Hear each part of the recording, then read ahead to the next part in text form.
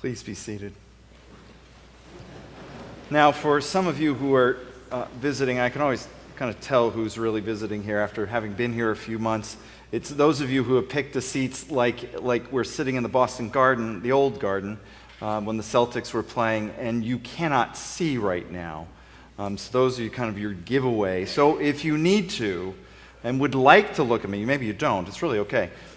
If you want to move either left or right, I understand, just, your neighbors, be patient, because they might be trying to actually have a view other than a pole or post. I've recalled through the years that my family, as we've worshiped at different places, have over the years ourselves on Christmas, have at times kind of worshipped a stone pillar. It's not quite what you want when you're coming for the experience of Christmas, to have to stare at that, but I appreciate it. But there's plenty of room here, so you can move left or right. The title of my sermon this evening is The Hope of Christmas, drawn from the Gospel of Luke chapter 2, verse 10. It reads, "Do not be afraid, for see, I am bringing you good news of great joy for all the people."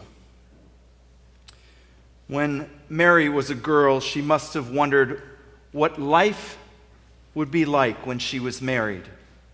She may have asked herself what kind of man she would spend the rest of her life with and how many children they would have. Mary may have hoped that she would live in Nazareth near her family. If so, she may have dreamed of walking with her mother down the narrow streets to the marketplace, purchasing food on Fridays before the Sabbath. Mary would have thought about bringing her children to the synagogue with their grandfather, and she would have dreamed of evenings sitting with her husband watching a glowing sun set behind the Carmel Mountains that cast long shadows on the fertile lands of the Jezreel Valley.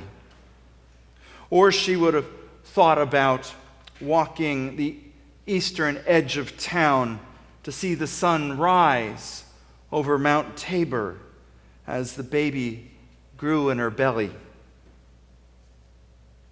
When Joseph sat quietly on a break from building a home, he must have wondered what life would be like when he was married. As he hammered boards together to create a door frame, he may have asked himself what kind of woman he would spend his life with and how large a family they would have. Joseph may have hoped his work would continue to provide enough income so that he and his family could live comfortably.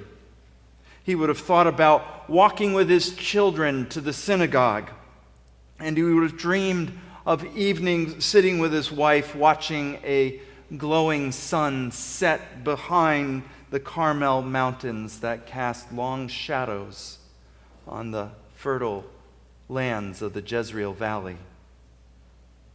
And when Mary and Joseph first met, they might have thought their dreams would be fulfilled in each other.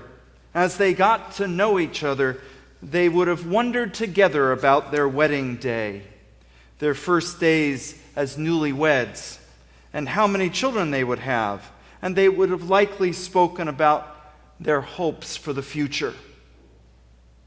Of course, they talked about the Roman occupation and the brutality of the legion and its soldiers. They would have talked about the challenge of life under the rule of a foreign power. They would have also made plans to navigate the difficulties of paying taxes to Rome.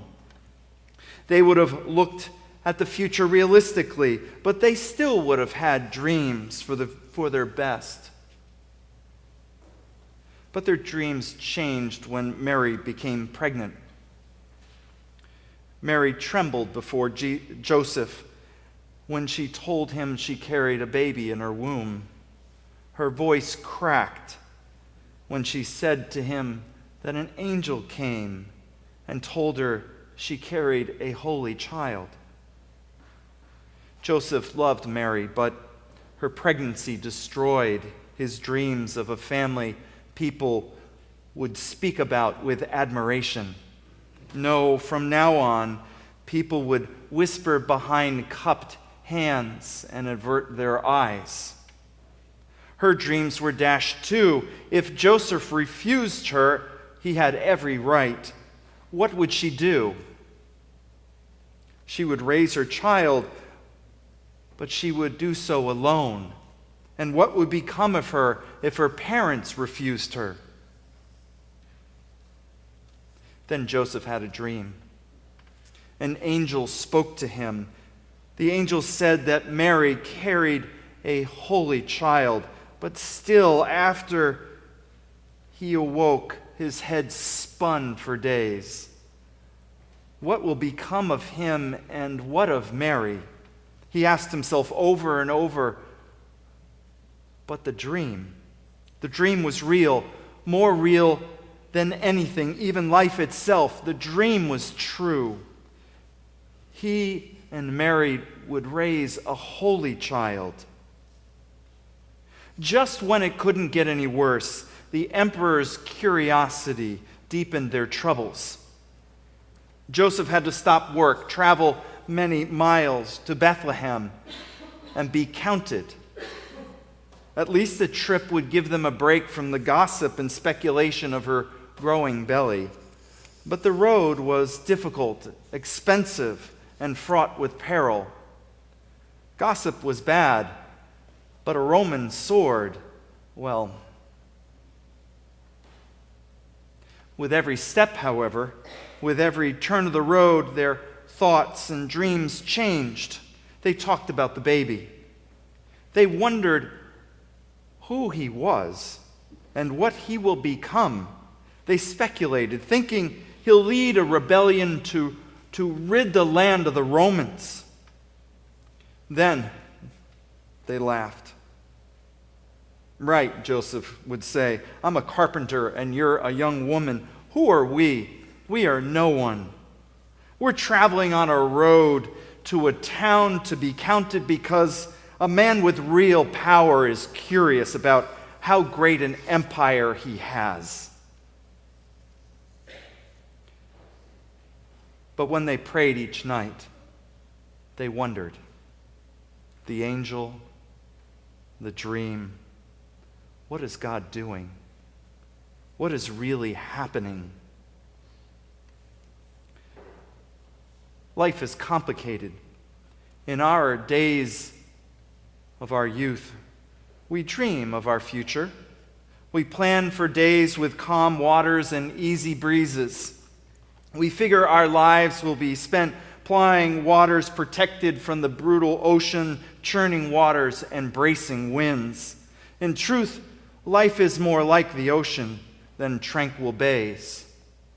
Life demands more from us than we expect. We get into the school of our dreams, but the courses are more challenging and the workload harder than we anticipated. We might get a great job, but the pressure to perform well every day and keep long hours wear on us. We land the perfect job, but become bored and wish there was more. Life is difficult too. We plan for family gatherings filled with joy, then family members become sick. Trips are changed or canceled. Our loved ones die too soon. Our marriages run into difficulties. Our children struggle. Many of us, perhaps all of us, find that our dreams of our youth crash on the rocks of life. We dream of a future with calm waters and an easy breeze, but life can be relentlessly challenging. Life, however, does not get the last say. We still dream, but they're different. Dreams of our youth are not seasoned with the experience of adult life. Life may not unfold as we expect, but in fact, it often becomes something more enriching and beautiful. On their journey, Mary and Joseph discovered something far greater than their youthful dreams.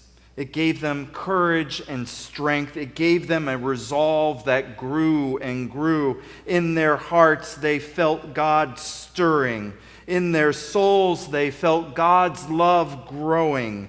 Their dreams of a traditional family were broken. Their dreams of stability and normalcy faded, but the divine hope and love in them and around them gave them the ability to face the future, whatever it may be.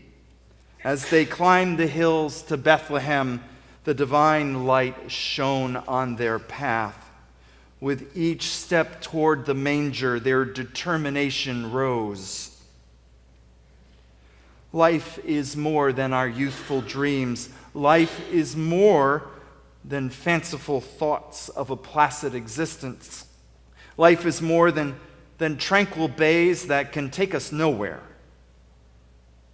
Dear friends, the manger tells us that life with God is a beautiful, wondrous adventure, even if the dark world around us says otherwise. The manger gives us hope that darkness is not forever. There is light. There is a divine light to guide us. There is the light of God to lead us. There is a holy child. There is Jesus.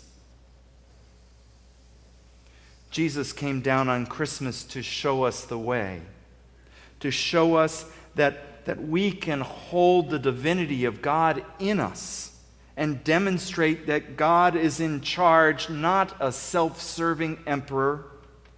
Jesus comes to us at Christmas as a baby to tell us that no one and nowhere is beyond God's view or power.